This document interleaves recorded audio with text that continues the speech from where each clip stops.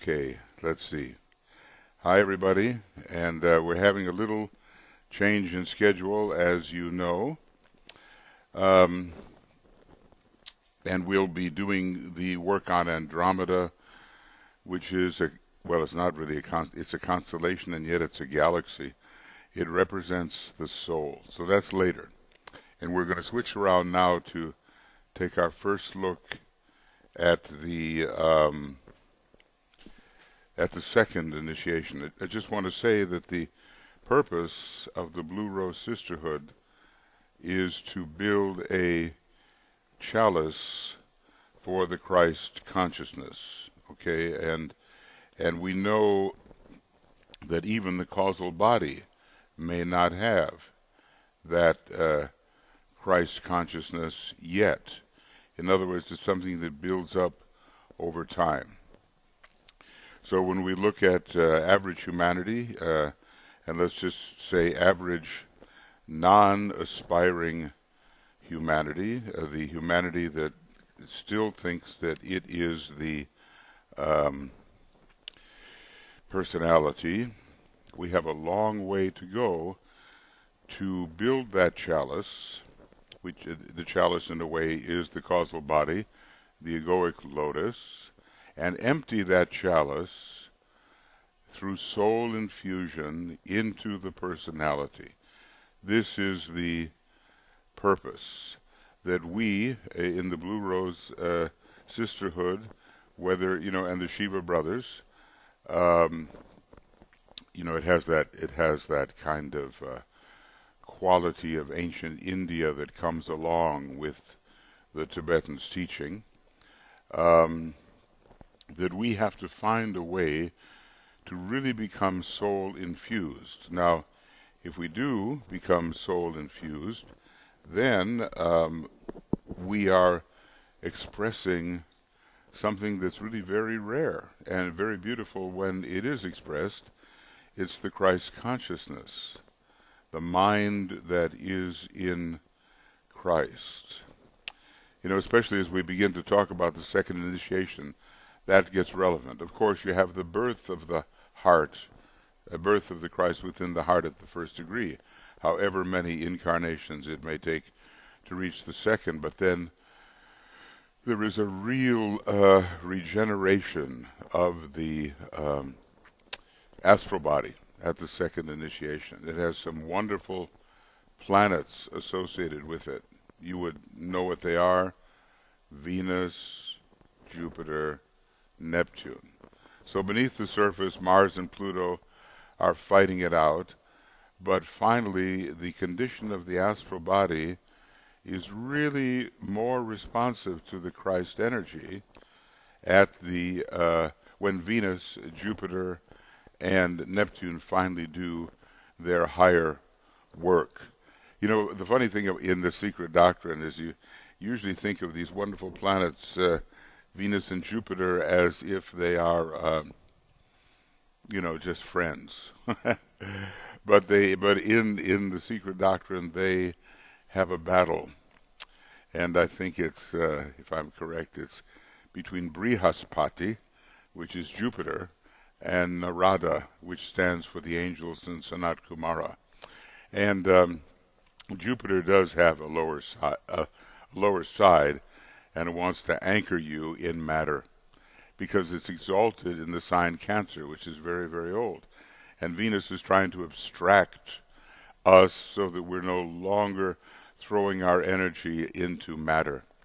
But anyway, the three of them together really recondition they really recondition the astral body.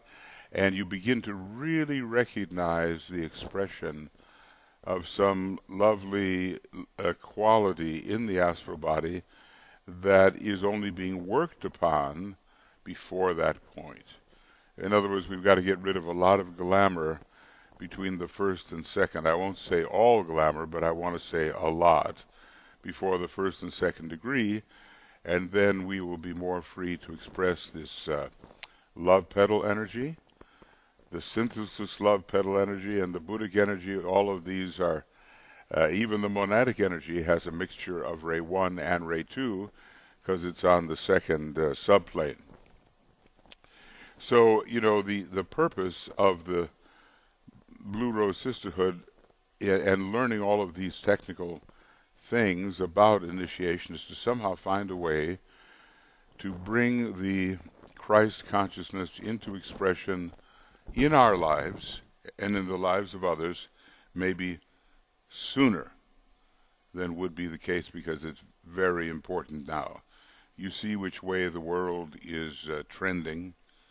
You see so many glamours. You see such wild beliefs. People think reality is this or that, You go to heaven forever and that's it, just as long as you say, yes, I believe. I mean, this is childish stuff. I mean, believing is important, of course, but this is childish. And we want to offer a science along with the Christ consciousness. So it's the science of how to bring the Christ consciousness into expression, and there's a lot of beauty in it, and it has to do with building up the causal body. Now, the causal body is going to be filled with qualities, like, let's see if I can remember this. There are here, you do a little math with me, okay? We add the number 9 to the number 12 to the number 15. What do we have? Is it 35 or is it 36? Okay, well, let's see. 9 and 12 are 21, and 15, 36. Okay, 36 different colors in the causal body, and 9 different petals, 36 colors, and each one of those colors is a tone and represents some kind of ability that can be expressed in the chalice. That's what they call it in Agni Yoga, the chalice, okay? So, and that's not even the end, because we have the 3 synthesis petals and the jewel in the lotus. Now let's add that together, we get 40. But the jewel in the lotus has got, what does it have? It has 7 facets, 1 for each ray. And we get 47, really, if we want to look at it that way. Then sum up the whole thing, and we get 48, which is the number right before 49, which is 7 sevens, where you have to complete everything. So, there's a lot of the third ray in the egoic lotus. In other words, it's a vehicle. Okay, let's see if we can. What do I know here? I'm just struggling here to try to use a different system. Oh, let's see if this is all Tuya's good stuff here. But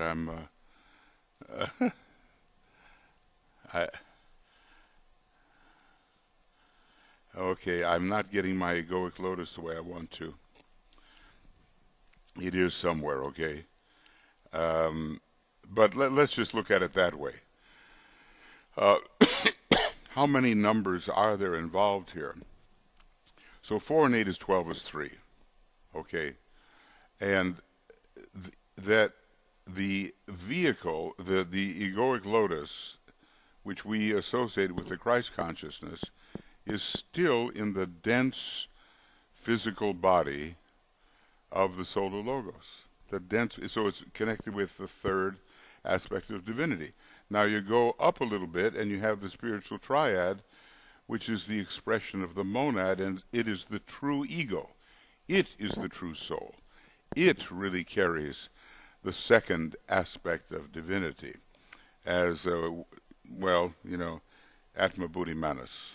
That's the real ego, which is invested in the causal body. But when the causal body disappears, what do you have? Basically, you have the second aspect. Now you go a little higher, and then the first aspect, which is the monadic aspect, it's found on the monadic plane. So you've got 1, 2, 3. So you can count up in the egoic lotus lots of different ways. 9 petals, 36 different colors, and notice 3 and 6 is how much? 9. What is the number 9? We just talked about it yesterday. It's the feminine. It is the number associated with the third ray. And the excuse me. The third ray is very much connected with the female aspect of divinity. Kether, Chokhmah, and Bina. It's the third ray. So the 9 is the number of the third ray, and all the third ray cycles are 9s. 9, 90, 900, 9,000, and so forth. So there's a very significant 9 in this causal body. And then there's a 12, and the 12 is 3 again.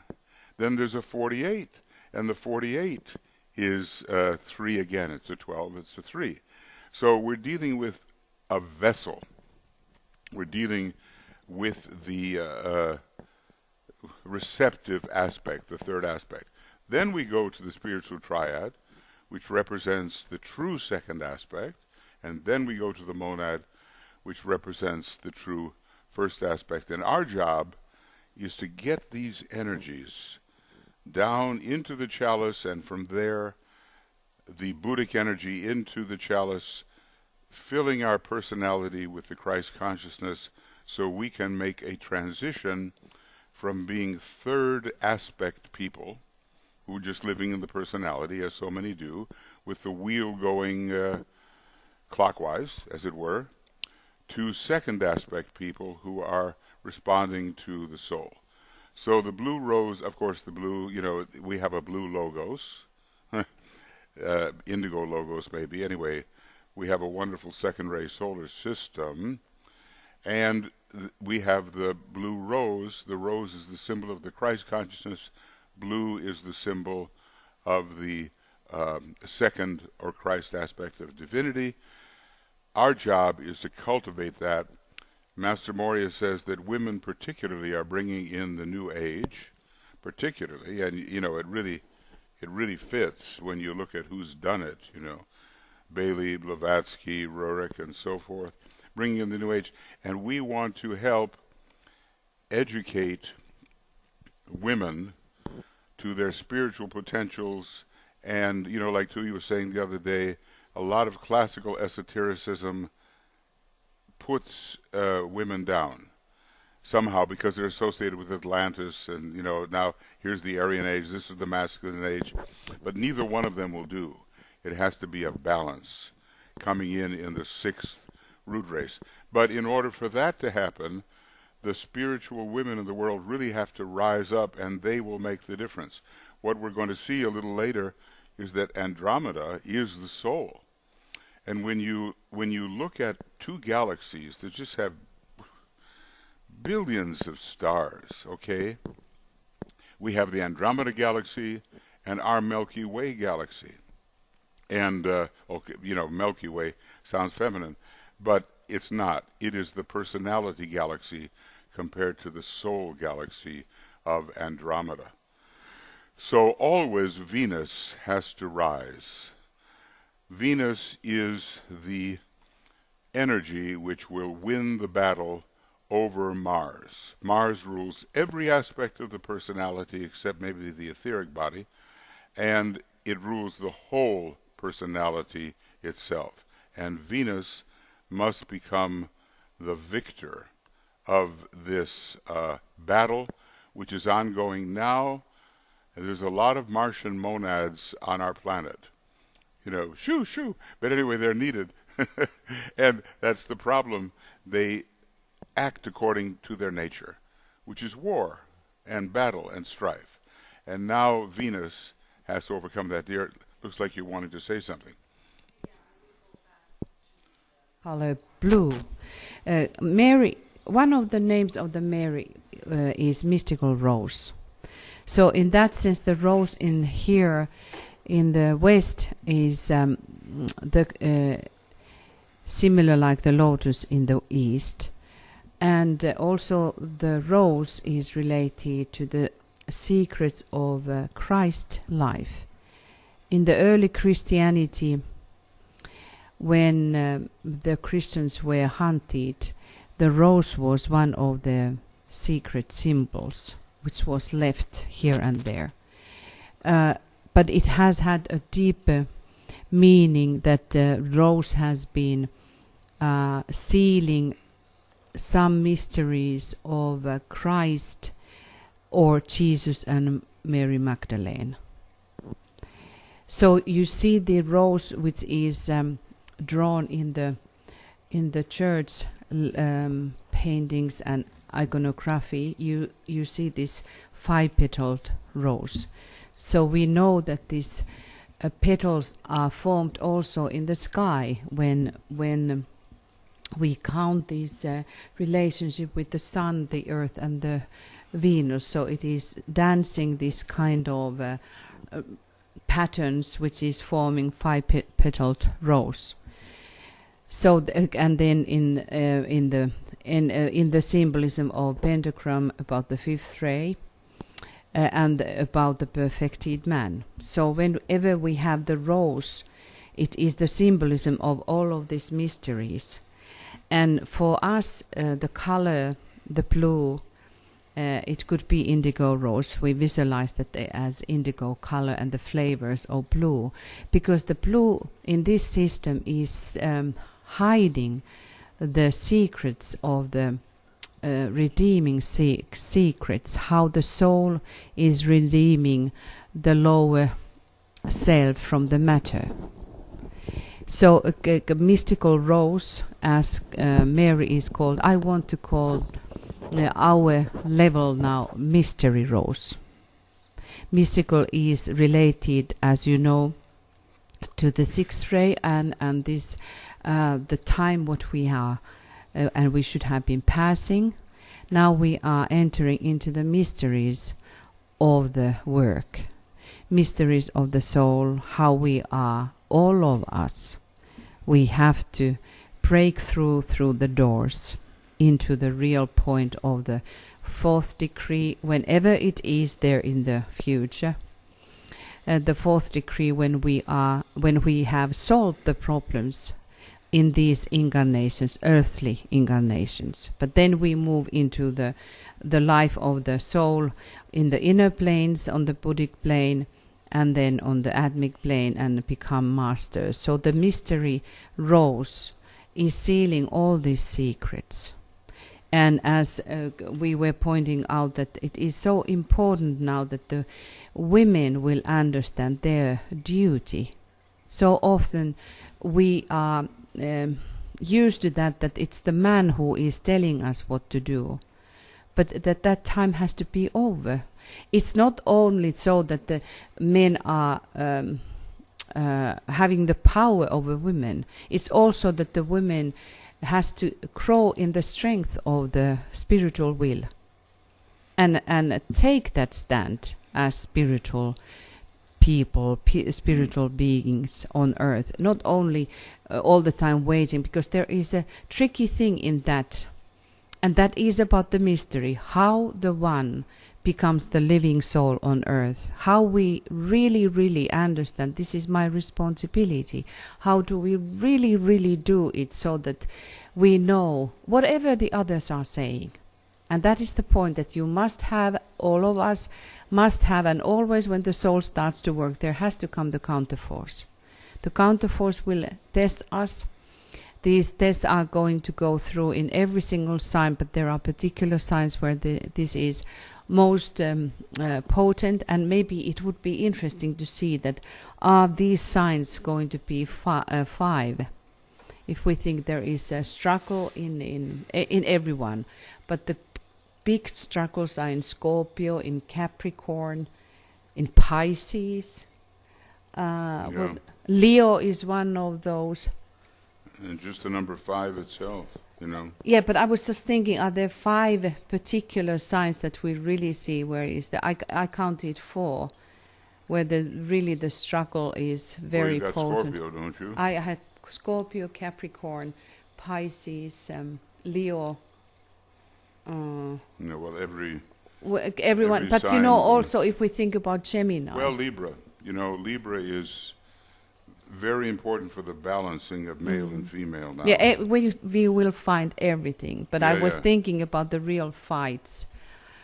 Well, anyway, you can contemplate yourself. But this mystery, for us, let us call that mystery rose. Nowadays, that Mary is mystery rose, not only mystical rose. And this blue is the one which is revealing the whole secrets of this program in this solar system. So blue is the color of synthesis at the moment, and is the most revealing soul color in its all kinds of shades. Blue. Master Moria is the one who is particularly behind the advancing of women in the New Age, because he says they are bringing in the New Age. So just the way, now, who is that Pakistani young woman who was shot? Oh, Malala. Malala? Something like that, or? But she's so much for women's education. Yes. And so are we, but it's also the esoteric education of women, so that they can take their true soul position, balancing all of this old false hierarchy. Now you say, why are there so many men who are masters? It has a lot to do with simply the electricity of the body you're using. It's just a technical matter. So it's not like some kind of preferential thing. We've all had female bodies, we've all had male bodies, and sometimes the electricity is what it is.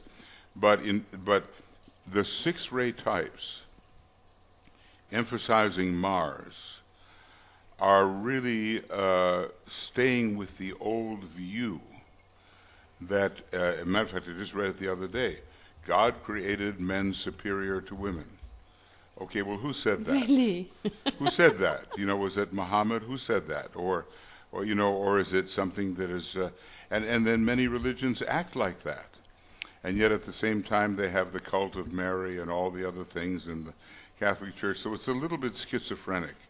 And we need to bring a better balance into the situation. And I think that's why sometimes when I think about the Blue Rose Sisterhood, I think that Master Moria has a ray into that, some kind of inspirational ray, because that's the way he is, And so we intend to move forward with practical educational methods, and also with esoteric methods, and try to restore the balance. I mean, look, we're both male and female, and the soul is the divine hermaphrodite, Hermes and Aphrodite.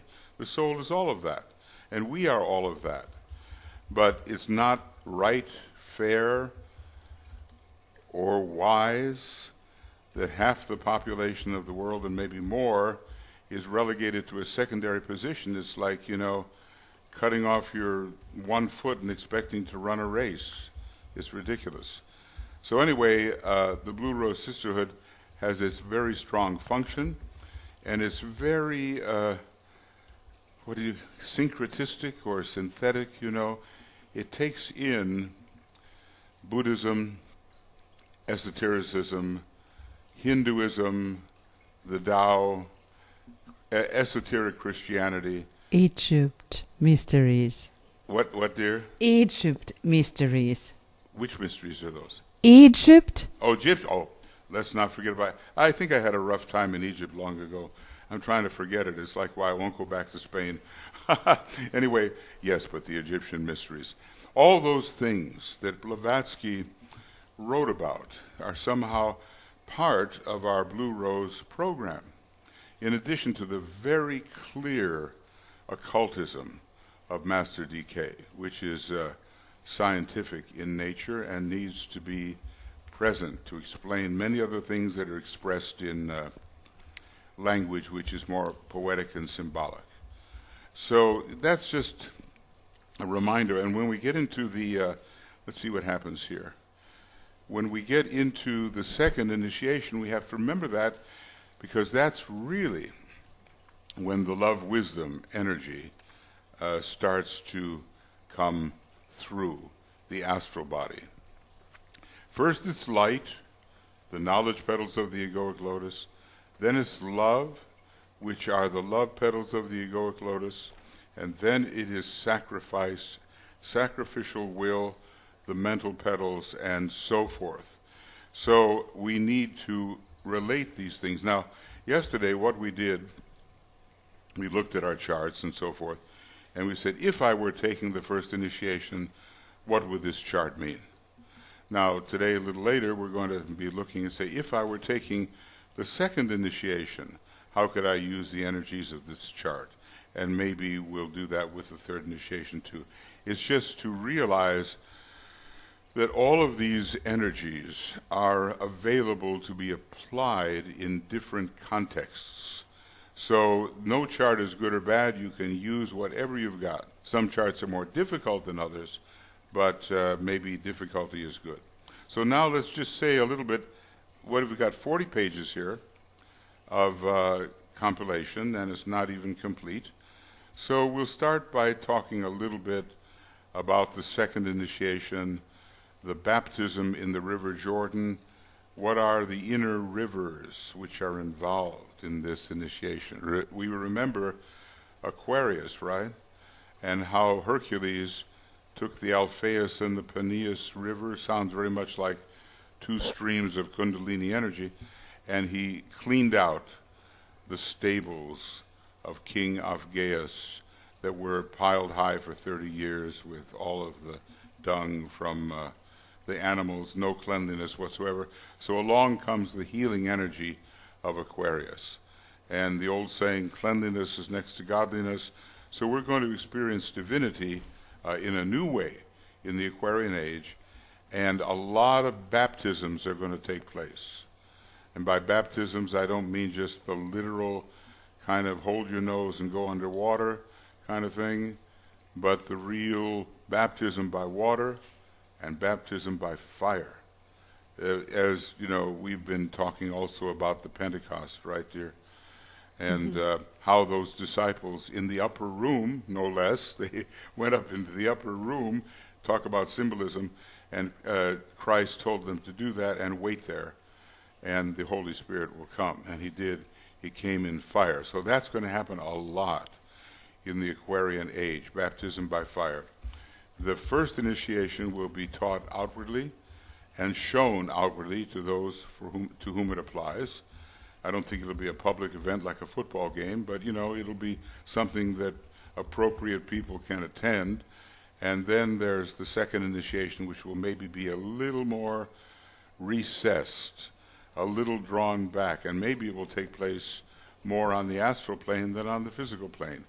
But anyway, both initiations will be offered, we might say, publicly, which has never been the case before. In this seventh time in the Aryan age, that Aquarius and the seventh ray are joining together. Seventh time now that the seventh ray cycle and the Aquarian precessional cycle are joining together. Now we don't know whether that means the huge age of Aquarius, which is 25,000 years, or the more modest age of Aquarius, which is 2,500 years. Well, anyway, a few interesting things here. After the second degree, and there's a lot of speed here.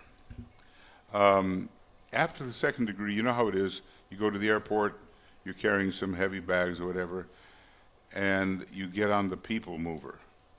And it's that, it's that kind of escalator that's flat, right? And you go fast, and everybody else is huffing and puffing, and you're just walking along, and you're going fast. So that's what the stream is like for the second degree. There's kind of like it's an in-gathering breath rushing you towards the ashram, and you go with the current, okay?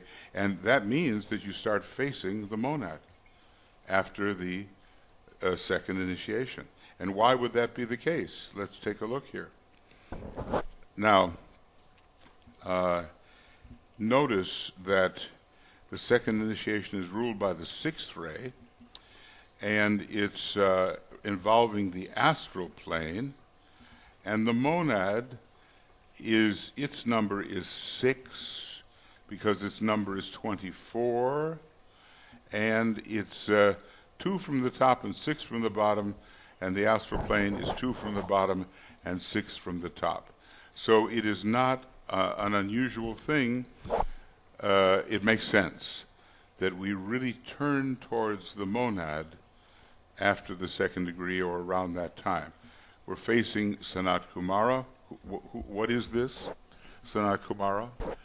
We are also learning about being. We're learning about oneness. We're learning about identification. Now, we've been emphasizing that a lot, and DK kind of talks about it here and there. I am that, and that am I. I am that I am. Identification. We start to learn about that after the second degree, because that's a monadic subject. So before you arrive at a destination, maybe you see the destination in the distance. That's what's going on here with the second degree. So it's quite a... There was... Master DK sort of feared, that the man he was talking to about the fact that he wasn't taking the fourth degree would just quit the group. And he did. He quit the group. But Master DK said to him, look, you're taking the second degree. So you see, we rate you highly. Okay, a big gap between the first and second degree, and then once you're in that vortex, or it's like, suppose your river is going along, it's flowing nicely, and then ahead of you is a canyon with very high walls, and it narrows down. The speed of the river is going to increase dramatically as it goes through that canyon, and that's like the second degree, and then maybe it ushers out into the more peaceful revelation of mastership after you really go through it in the second, third, and fourth degree. Okay, so speed is going on, orientation to the monad, the reorientation of the soul towards the monad at the second degree. See, look, in the Blue Rose Sisterhood, the soul is our objective. But we cannot forget the Father in heaven behind all that, and really the monad made the soul, if I can say that. The soul is a special case of the monad when the monad extends itself into a denser field of matter. So everything's the monad. The soul's the monad, the personality's the monad, it's all the monad, but in different types of appearances. So, in the sisterhood, in the group, it'd be great if humanity could even get a handle on what is the soul other than it's going to go to hell or go to heaven. And it's like something else than we are. It's so childish. It's such primitive thinking. But these people have not been exposed to the esoteric worldview. And even if they were, maybe they're not ready, because the esoteric worldview has been around a long time. So if you're really interested, you can get into it. But a lot of people have not suffered enough to be really interested. It's the sad thing. The sad thing, you got to suffer quite a bit before you begin to wake up to the realities. Remember our happy little planet here, the planet of releasing sorrow and purifying pain. And, so we've got it right here on Planet X. Okay. So anyway, we're reorienting towards the soul. We're taking the first two initiations. Shambhala's attention is towards us and speeding along the fact that we are taking these first two initiations. It's never been the case. Isolated here or there, a worthy individual here or there, but not groups. And we're told now we've got to take initiation in groups. We need initiated groups. Like, he says, in the next 500 years, various masters will present their groups to the initiator. And if we don't have the groups, we won't keep up with the time-space schedule of the planetary logos. So, can we become even a minimally initiated group? Can Moria Federation do that? Can Masonry do that? Can groups within the New World religion or interested in the new type of religion, can they do that?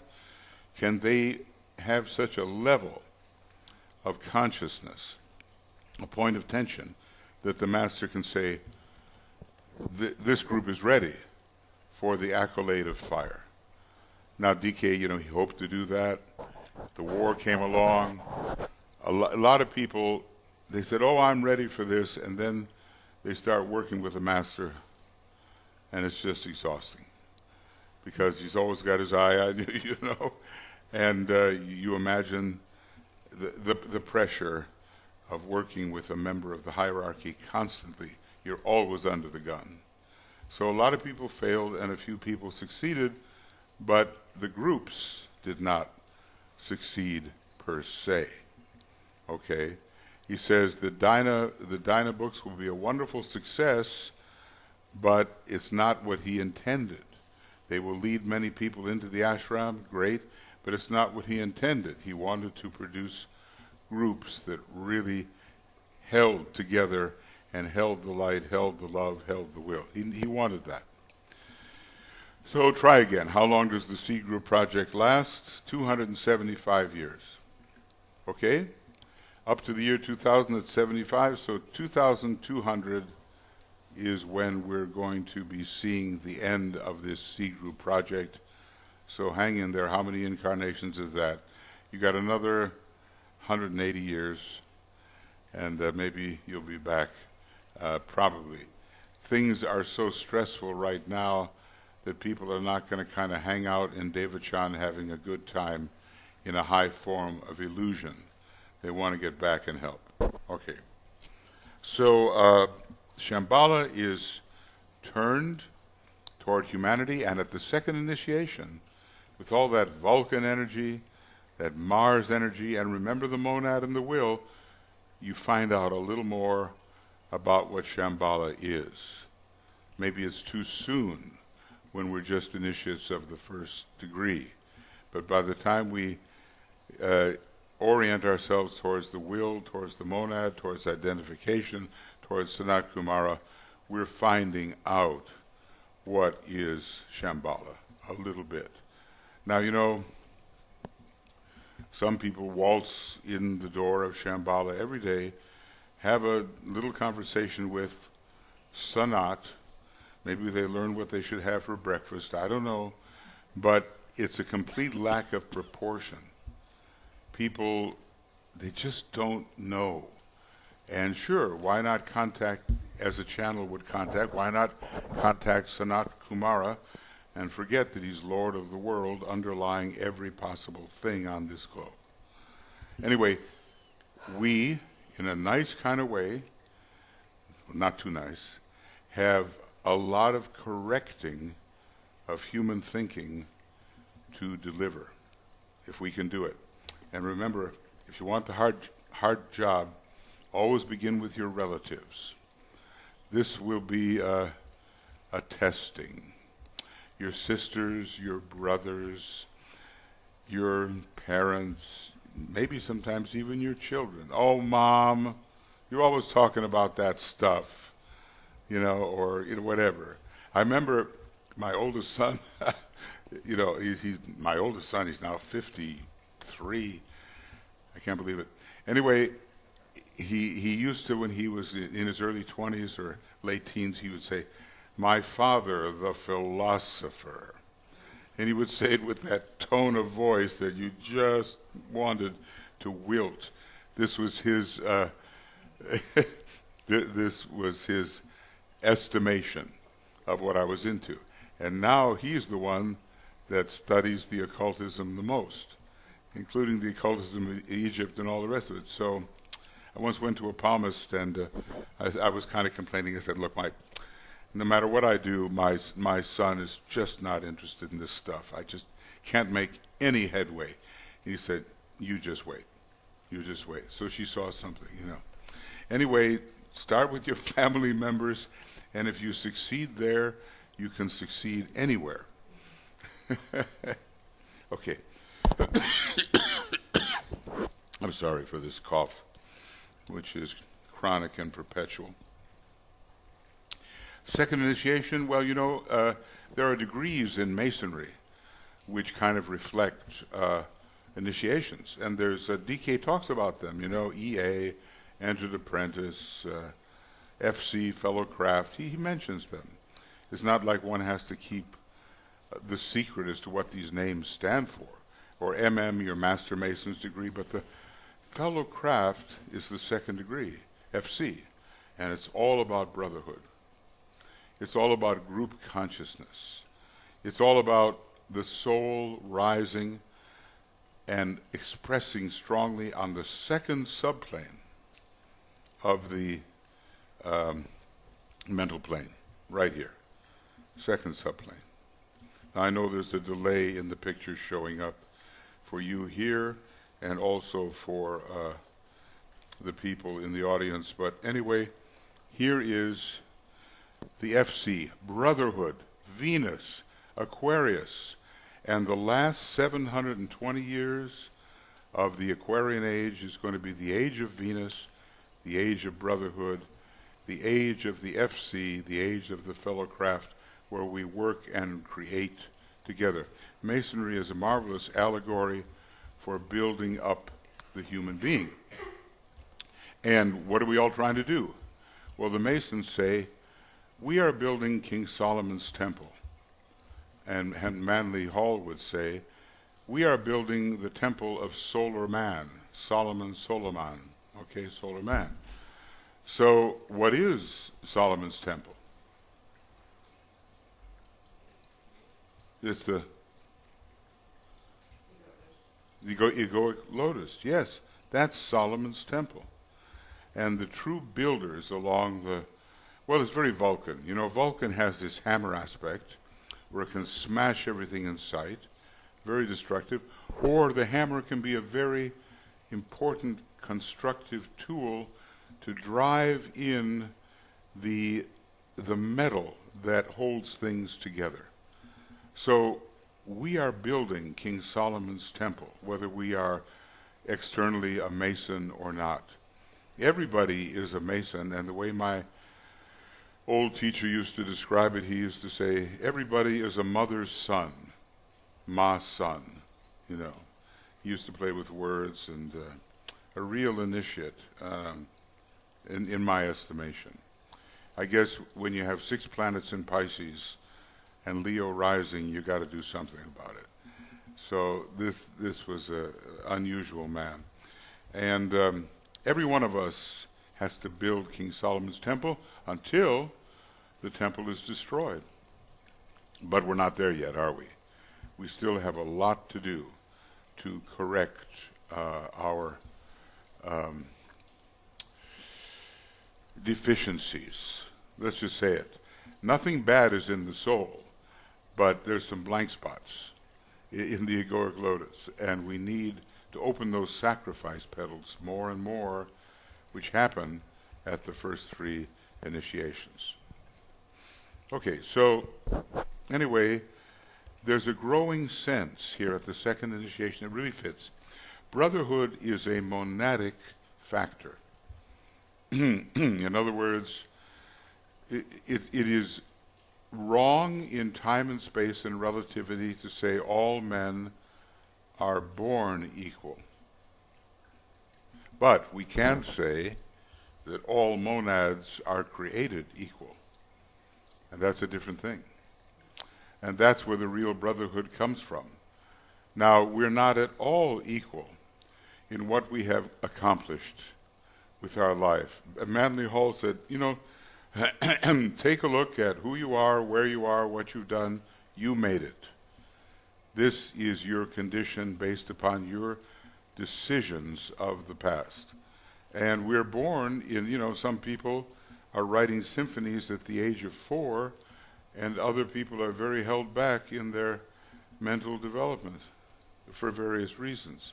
So we're not equal in demonstration, but we are equal in essence. And the monad is essence.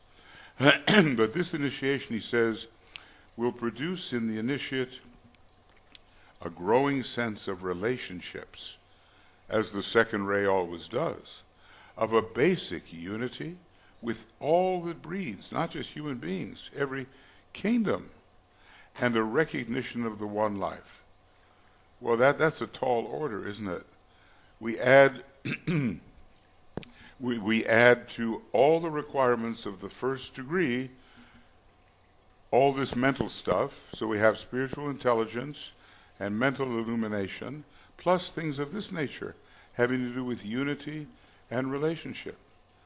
So, high requirements, and that's why Master DK said to this man, ISGL, Eugene Cosgrove, he said, "Therefore you see, we rate you highly." There were a few in the Tibetans group who were taking the second initiation, and really just a few. So, sometimes we say, those initiations, that initiation. And I always say, well, subtract at least one from your best estimate, So things are more difficult, more demanding than we realize. And to reach the point where we see the basic unity of all life, and we're in unity with all that breathes, and we recognize the one life, hey, that's the beginning of something really big. That is the progress towards isolated unity, which is the characteristic of the master. So it really begins after the second degree. You enter the stream, the ashram is becoming real. More and more the soul is influencing, provided when you get out in the desert, you make the right decisions. Now you know what I mean, the temptations in the desert. The world, the flesh, and the devil. Now you're really powerful, and you might be able to have the world, the flesh, or the devil. And you have to reject them in favor, dear, it's okay, I have. Sorry, this bottoms up here. This is our wonderful Finnish water, well water, good water, except when it stays here for a couple of days. Nonetheless. All right. So anyway, this will eventually lead to that state of expressed brotherhood, which it is the goal of the Aquarian age to bring into being. And we can even begin now with our esoteric co-workers who sometimes seem to like to fight with each other for no good reason. We can bring in this state of brotherhood. And this is interesting here, we don't even have to wait for the age of Venus. Even in the age of Mercury, which is Buddhic and fourth ray, there's more love coming in the second decade. So, whoops. I'm sorry. Sorry. Dear, did you want to, I'm just chattering on here. If you wanted to say something there. Okay, so second decade. Even in the age of Mercury, which is the second 740 years. By the way, lots of things about water rights are going to be decided in the first decade. If you want to get a good picture of a desert, just look at Saturn in Aquarius for the first 720 years. Who owns the water? How do we access the water? What does water mean to us? How do we make the desert bloom? All of those are big issues for the first 720 years of the age of Aquarius. I'm using a figure which is based upon the Hindu chronology where the number 432 is very important. And then you divide that in half, you get 216. Add a 0, 2160, a processional age. 2160, a smaller processional age. Okay, anyway, love is coming. We just have to get through this very difficult situation. We have here the hierarchy of souls under Mercury carrying messages. Master DK is a perfect example of that. He's called the messenger. And under this Mercury decanate, there'll be a lot of this, the necessary conversation between hierarchy and humanity.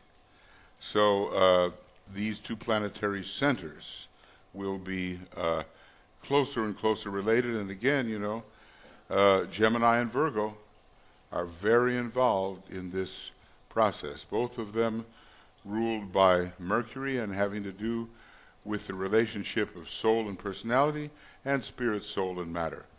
We're in for a big integration during the age of Aquarius. Many diverse things. And you would say, I can't put those things together. But yes, you can. You can put many, many things together in a harmonious way. And that's what we're learning. Okay, now, I'm just, you know, like I say, we've done 2 pages out of 40. We're really rolling along here. And but I'd like, you know, this is available to you actually. If you go to YouTube, some commentary is available on these video commentary. There's about 30 programs up there, and I've gone into it in detail. So, okay, and you'll see on the screen, you can stop your screen and you will see the text, and maybe we can get it to you. Now, here we have the lead up to the baptism in the Jordan. There's got to be a purification. Purification by water, purification by fire. And I'll tell you what, it's not new. The Egyptians had it. It's not something that only Christians have. You know how every religion comes along and borrows from the previous one. And they even build their temple or their churches right where the other ones were built. See? So it's all a great continuity, with the new religion saying we're the best and we're the only. But that's just the narrowness of the concrete mind. So we have this period, we called it an inward and a suffering period of the first 30 years of the life of Jesus. And before we hit and take our public steps, a little bit at a time perhaps, but we let it be known who we are. We, you know, the sacral to the throat is doing its work. Through the throat center we express, this is what I stand for, and then suffer the consequences. You know, because you're always going to have the opposition. Okay. In just a few minutes I'm going to ask you if you have any questions or statements, okay? So anyway, he begins his public service, as we do, at the second initiation. And take a look at what happened to John the Baptist. Well, he did his job, but he met an unhappy end. So sometimes I wonder about the fate of the new group of world servers, you know, whether it's really a sacrificial group somehow. But we'll see at the end of the century whether we have our heads or not. I hope so. Okay. So the long silence occurred, and we too will grow into the fullness of our humanity. He says here, our manhood. We're not yet a rich young man. We are a young man. And I'm remembering Master DK saying, I was a young man and I did this wrong. I told my master that I was so devoted to him, and he says, you're devoted to yourself. And I protested and said, no, master, I'm devoted to you. And I came crashing down to earth of my own weight, he said. So he shared a bit of history when he was a young man. So this is the symbolic language, right? You're a babe, you're an infant, you're a little child, you're a young person, you're a rich young person, you know, I use a man person, whatever here, rich young person, then you're a fully mature person, a master, member of the hierarchy, fully. So you go through, then you become later what's called a past master. You know, in the Masonic Lodge, it's wonderful because the ones who were the master before, they sit back a little bit and they advise the new master on what could be done in various conditions. So one day you become a past master too.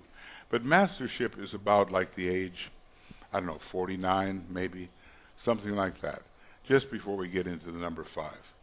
All right, so this initiation, and this is the hard one, on our emotional wreck of a planet. I mean, look, you know, I don't want to blame the planetary logos, okay?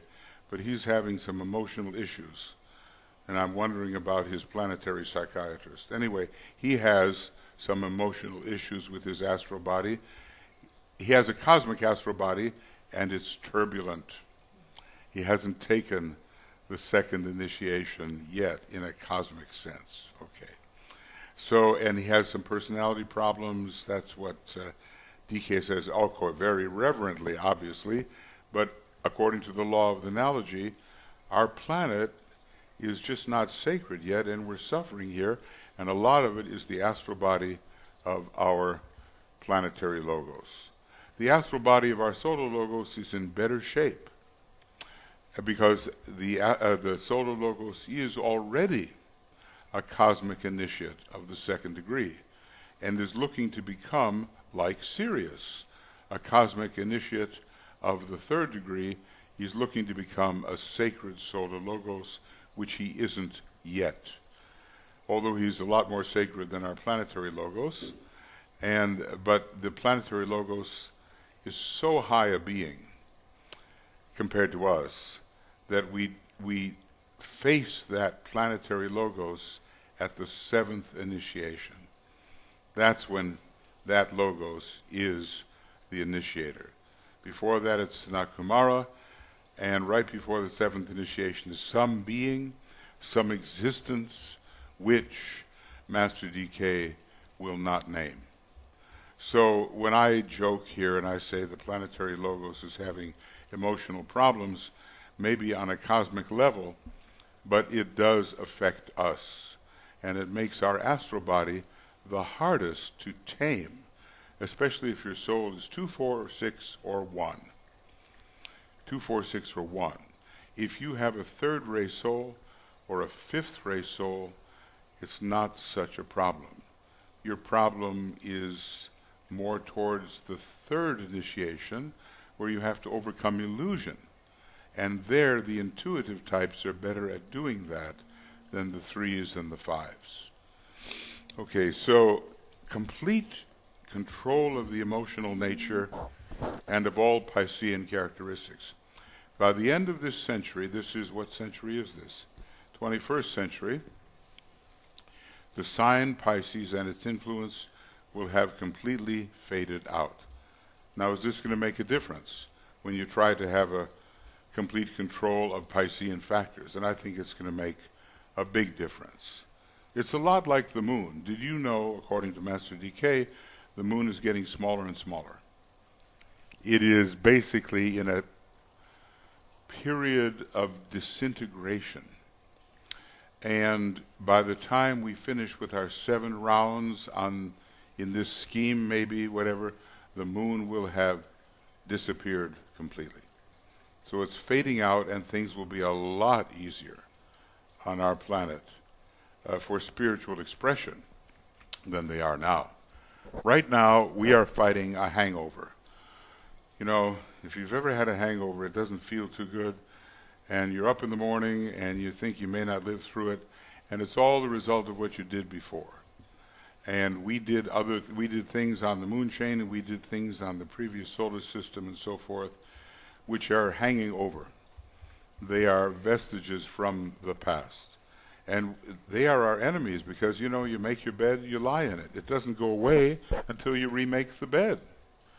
So we have many things to straighten out through right action. Okay, so the 30 years that Jesus went through, they can be looked at as a period of spiritual unfoldment during the three divisions into which Aquarius will be divided. And this is very interesting because, you know, if you look at the sky, you'll see an interesting thing. A lot of constellations are quite distinct. There they are. They're separate from each other. Cancer doesn't overlap Leo. Cancer doesn't overlap Gemini. Gemini doesn't overlap Taurus. But Aquarius and Pisces overlap each other. They are not easy to separate.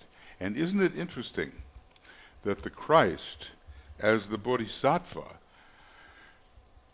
became Bodhisattva for 2 ages, a 5,000-year period instead of the usual 2,500-year period, because it's very much like Aquarius and Pisces are, you know, part of the same process.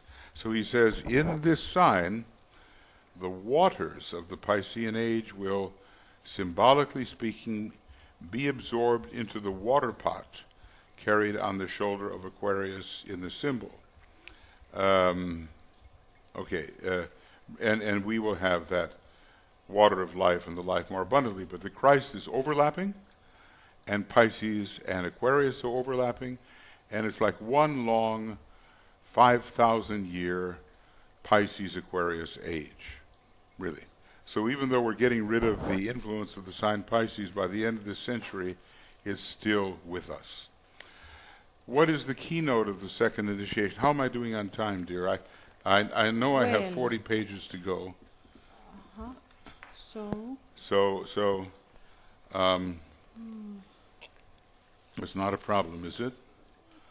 Don't worry, I mean, I'm not going to really do that. Right. So 11:15 is when we, and then there's a break before that, right? Right, a break before. And then Andromeda, is that it? Yeah, what? Andromeda comes at 11:15. No, 11:30. Okay. I was just going to ask, when does the sea monster come? Lately there's been a lot of mythological films, you know. And there's poor Andromeda, and here's this horrible thing. And we're waiting for Perseus to come along with his sword and slay the sea monster. It's all... Why you are telling, oh, be quiet now. Oh, okay, I'll be quiet. It is a secret. Oh, this is a secret. I'm treading on the secrets of initiation here that are about to be revealed by my wife. Okay. So anyway, the keynote is love of humanity. Okay. In the New Age. No, first of all, I'll stop. Do you have any questions up to this point? Any statements? Yeah. So Winnie, and I have to repeat your question because there's no. Yeah, I'm quite interested about this group initiation. Group initiation. Can you talk a little bit more about what is required to be a group on the way to take initiation? Well, it's not that every member of the group is even taking the same initiation, which is really interesting. But everybody is oriented towards the same purpose, and the energy that flows into the group will unify the group in its effectiveness, allow everybody to take the next initiation before them, and produce also a group initiate of a certain caliber. So we're told, you know, that some of the higher initiations are taken with very small groups or no groups at all, singly. But the earlier ones can be taken with a lot of people, and something sweeps over the group. If you look at the Pentecost thing that happened, that was a kind of group initiation, a kind of a second degree, a baptism by fire. Everybody experienced it. Maybe not everybody was a second degree initiate there. Maybe, you know, when I look at some of those around the Christ, they, you know, some of them were first degree initiates, it seems to me. Someone like Paul, who was supposed to be substituted for Judas, you know, as one of the disciples, he says, ended up taking the third degree. and maybe the fourth beyond that, but he was an advanced one. So something swept over everyone that was affiliated, and as a result, their whole point of tension as a group was elevated. So we have to get rid of all kinds of things. In Rule 11, our personal, strictly personal ties with the people in the group, and our desire nature changing with respect to the people in the group. We have to drop the need for recognition. We have to learn how to maintain occult silence, certain destructive things that liberate the group. And when we get rid of those eliminations and apply the force of destruction to the group process, then the group can really be an effective, integrated, initiatory instrument for carrying these things out. So look, in the old Mason, when I went into Masonry 50 years ago, it was really popular, but not as popular as it was even before, but it was still popular.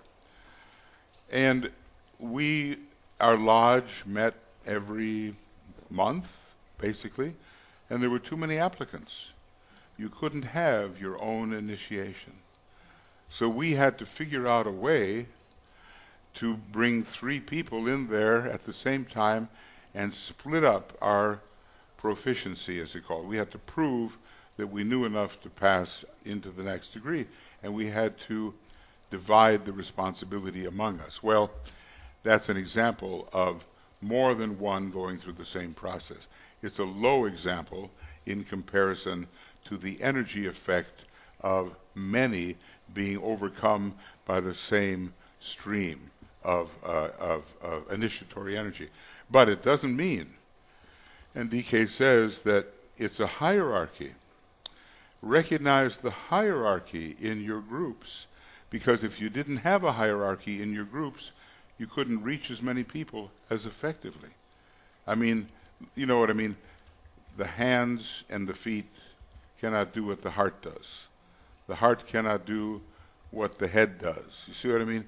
We need that division of labor, and within the the groups that are being initiated, we just can't have everybody all the same. But it doesn't mean that it's not an integrated, effective, initiated group of a certain caliber.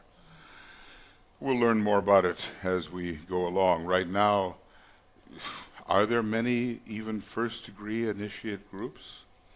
Are there many second-degree? I mean, the hierarchy, in a way, is a fifth-degree initiated group. And the group of Shohans that Sanat Kumara said, don't go away now, we have a lot of trouble on this planet, tell me what your decision is and stay here and help. So that's a 6th-degree initiated group. But, in our own groups, when we get together with disciples, and we have a conference, and we have classes, are we really an initiated group? See? It's a big, big step, even at our low level. Okay, so anyway, love of humanity, and this will mean the awakening of the heart center. Now, in Alice Bailey's life, she really did go from the preacher to the teacher. If you've read maybe some of her autobiography of autobiography, unfinished autobiography.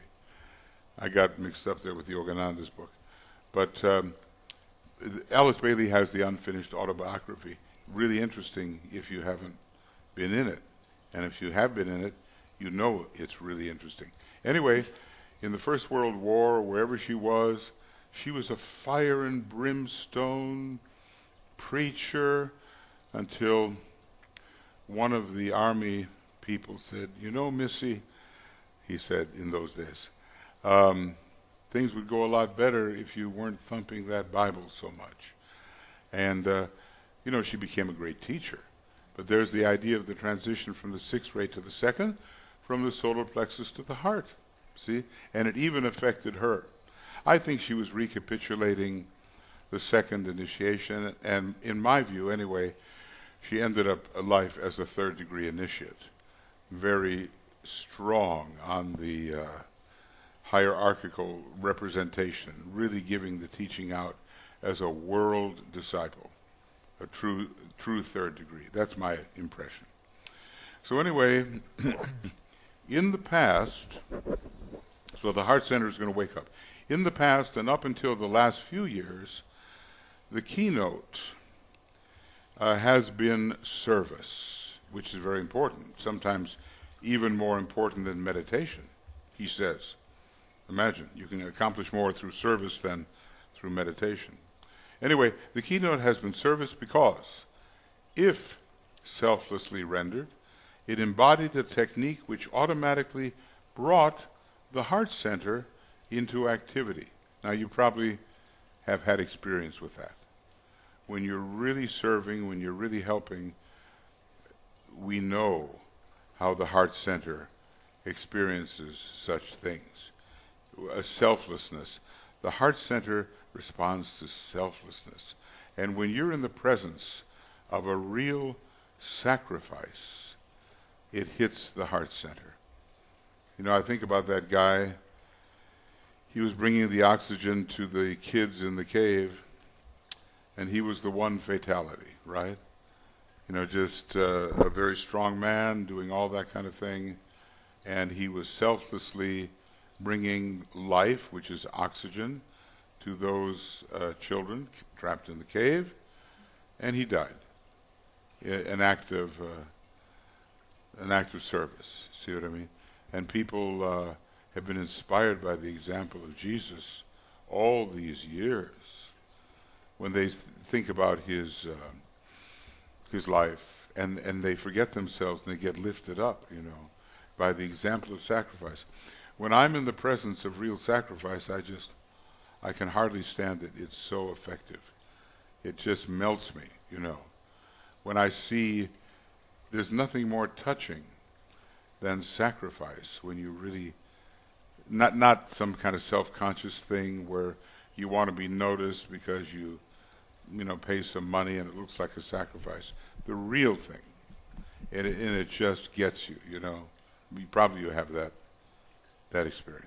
I would guess. So, service in the heart were the keynotes until recently. It is love. Now this is so important, and if we read nothing else, this would be the key.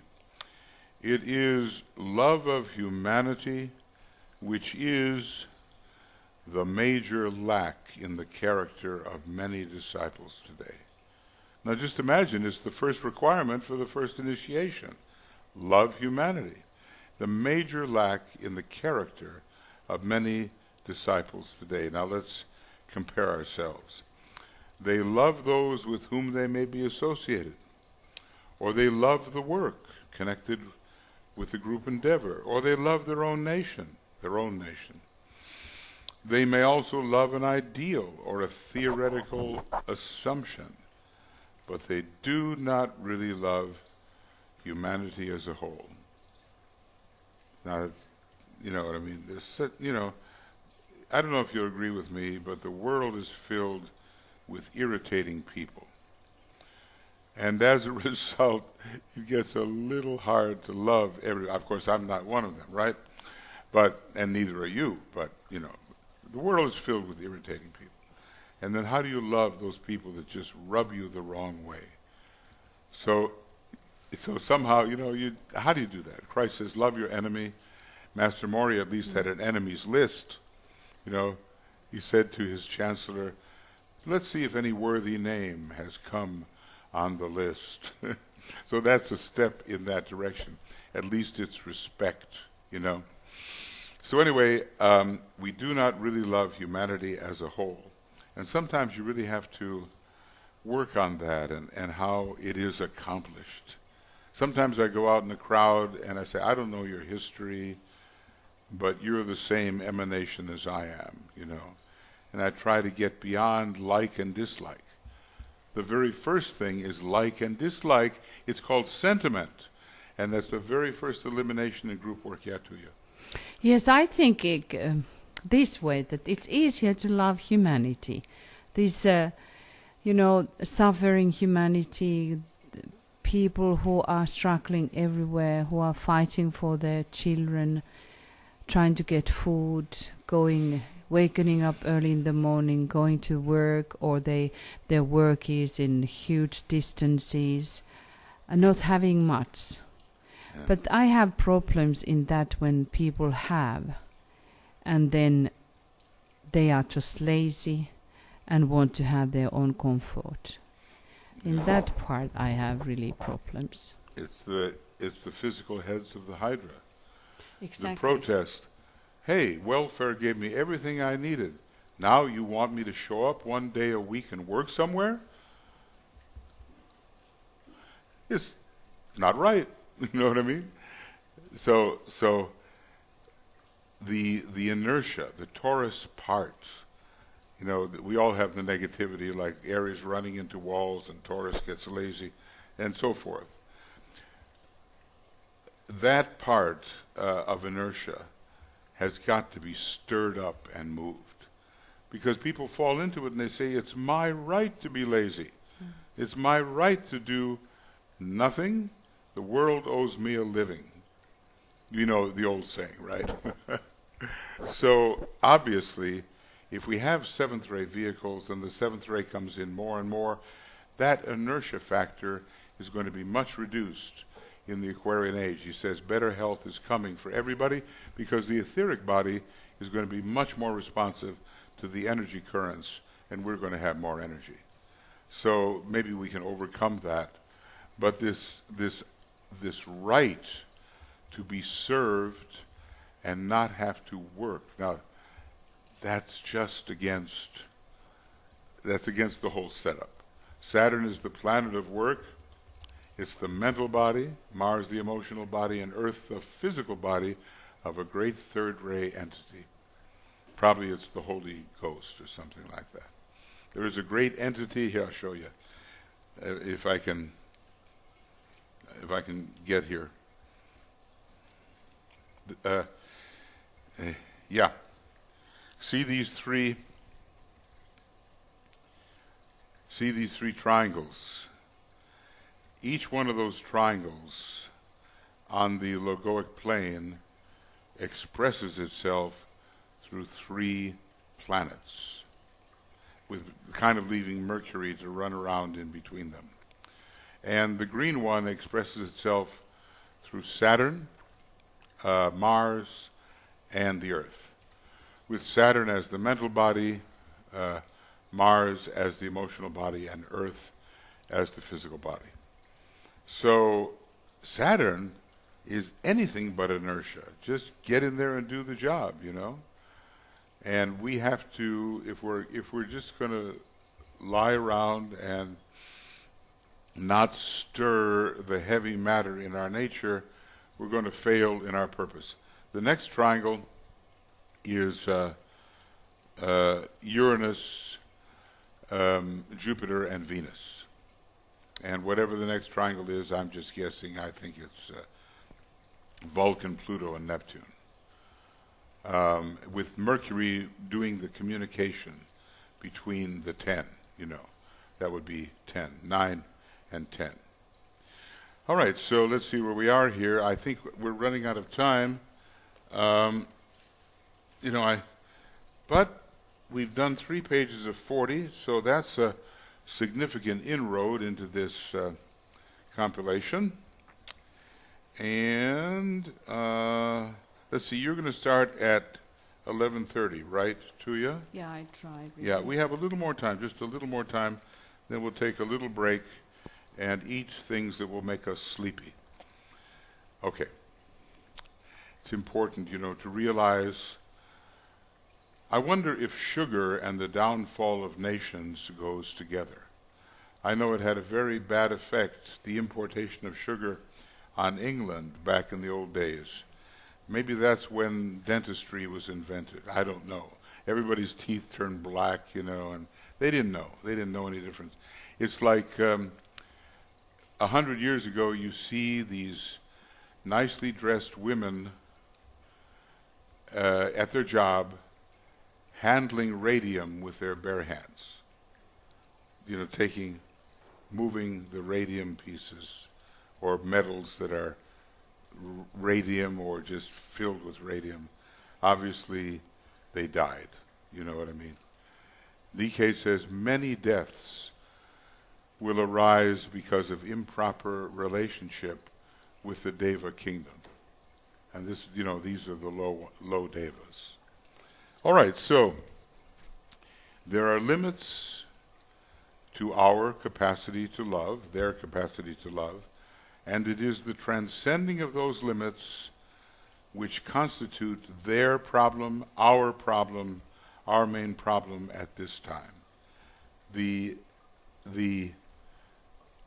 transcending of the inability to love. Now think about that. It's just so straightforward. We study all of this complex esotericism, and there's some amazing things about it, and it's very simple. We're trying to move from mind to love without dropping mind. It's a Venus thing. Loving mind, or the mind that as it is in Christ. So, they have to learn. Do you remember the Christmas Carol when Scrooge has been told, he's sitting in his room after not having let his clerk go home for Christmas Eve at the right time, and he hears chains dragging on the stairway up to his apartment. And it turns out to be Jacob Marley, who was a financial person just like Scrooge, and kind of mean, and now he's a ghost. And he says, humanity was my business. Because Scrooge says to him, you were always a good businessman, Marley. And he answers immediately, humanity was my business. And I ignored that, see. It's one of the great classics. If you ever want to see what the first initiation is like, in really embodied, just look at Scrooge in the Christmas Carol. Okay, so they have to learn that it is humanity which calls for their allegiance, their loyalty, and service, not just their friends and the people they like, because like is all about sentiment. I like you, I don't like you. That's the very first thing that has to be eliminated from group work. Just go to page 11, rule 11, and that whole preamble about what you have to get rid of in order to do real group work, and sentiment is the first thing to go. I would have you all ponder deeply on the above statements, for they embody the task ahead of you as you seek to fit yourselves for the first or the second initiation. So there was only one that had not taken the first initiation, but he included him. He says, thus far you have failed to stand before the Christ. But, it was coming, and you could see that in another couple of lives he would have a second-rate personality, and everything would be much smoother, and he would stand before the Christ. So, we forget these things in our brain consciousness. I would say the great majority of students in Master DK's group have stood before the Christ at least once. I would say that. Now, maybe there's quite a few who think proudly that that's old stuff, and maybe they haven't at all. But I would say a lot of people in our field, because we're so motivated for the higher life, we have the effect of standing before the first initiator. Well, I think that the smart thing to do now is simply, do you have any questions or thoughts? We've been talking a lot about the energy of love, solar plexus to the heart, sacral to the throat, speed, the voice of the silence, entering the stream, the ashram having an effect. We've been talking about all those good things. Yeah, Catherine, yeah. You mentioned that awareness relates to number 24. Okay, now I'm sorry, my hearing is... you mentioned 24 was the number.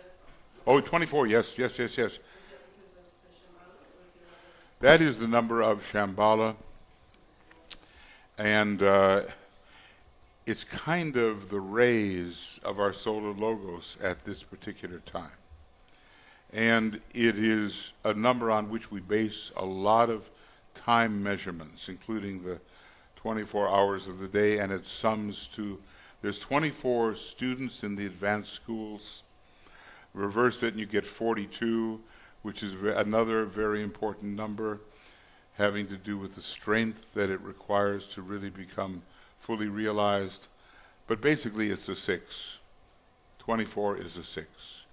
And the number of 2 plus 4 is a 6. And the number of Shambhala is not only a 24, but a 6.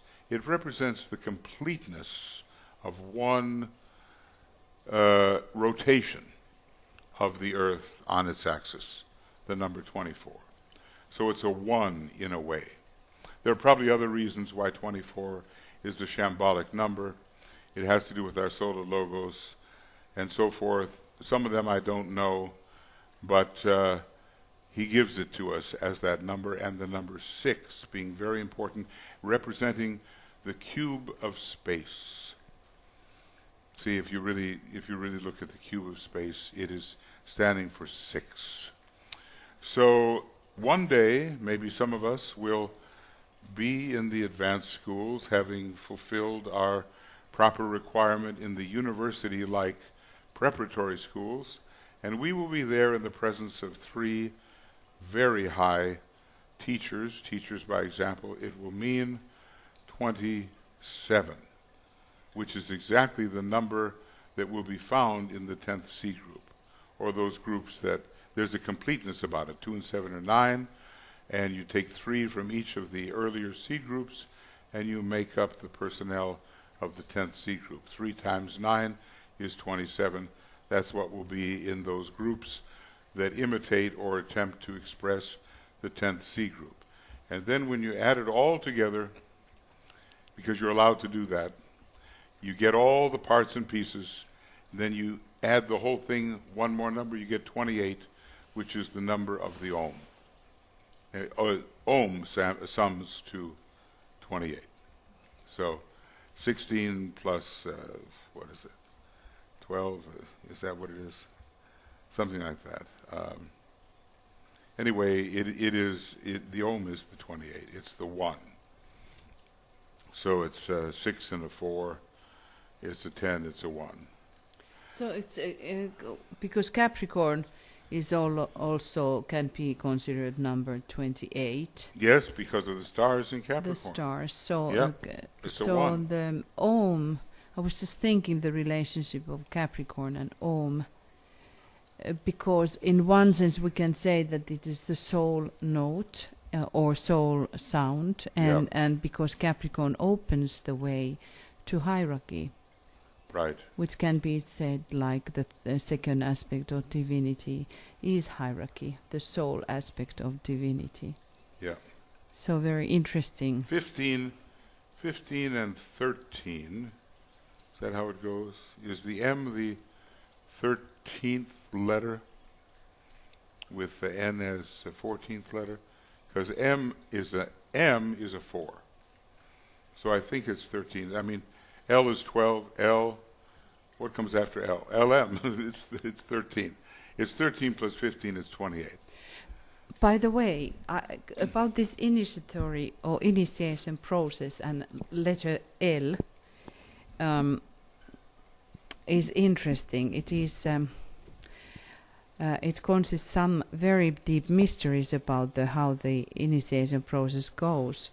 That in these 2 initiations of the threshold, the first and the second, we are on the ground. We are on the horizontal level. But then we are lifted into the vertical level, which is about the 4th degree, is the real this upright position. But then the 3rd degree is that level where the Osiris is rising, this 45 45 angle. Yes, they're that's very very interesting. 45-degree angle. Yes. And not quite the 4th degree, Of the which 90. would be upright. Yeah. The Egyptians, I mean, I never appreciated what Egypt had until I met Tuya. You must have a lot of background there, and it's just amazing what they were able to capture. They're a very Syrian civilization, you might say. And when we think about this old temple of Ibis, what is like the first outpost of the hierarchy and the first outpost of the teaching. And from there, the teaching was spread all around the world. Tibetan says that all those traditions which have still connection to the sun are connected to this, the first teaching of hierarchy. Yeah. And that is what has made me also be very interested about our Kalevalan tradition, because the sun is the key thing. All the wizards were trying to go to the north, where was the world axis in the form of the great oak. And that is that the world axis is about how the earth is pointed out to the northern star. But that land where they were aiming to was called the land of the eternal sun. And they were worshipping always the sun. Somehow it's very Hyperborean, you know, in a way. The north here. Of course, some of you have seen the world axis at Santa Claus's home in Rovaniemi. Right. You may remember it's made of wood and it's very big. But I was still saying about this, that how the when you think about Egypt and how important the 4th ray is for Egypt, so it was like that culture was picturizing all the old ancient truths. And that's why when you study about their iconography, it is just revealing all the time those secrets. Well, all right, the mysteries are the mysteries, and they are ongoing, and they are as deep can be, and we are not going to remain like little water bugs who are skittering along the top of the water. You know how it is. There's so much surface tension, the bug doesn't sink, but it doesn't go very deep either. So beyond water buggery, we move, and we'll take a 15-minute break, everybody, and then we'll come back and talk a little bit about Venus and Andromeda and other things that are related to the soul. Okay, and I'm really trying here with this new platform on YouTube to try to get it right. Occasionally, you're going to see the wrong title for what's going on the video, but just live with it. Anyway, what's going on in the class is more important than the title. We'll see you a little later, and ciao. Ciao, ciao. Ciao, ciao. Do you have your stick?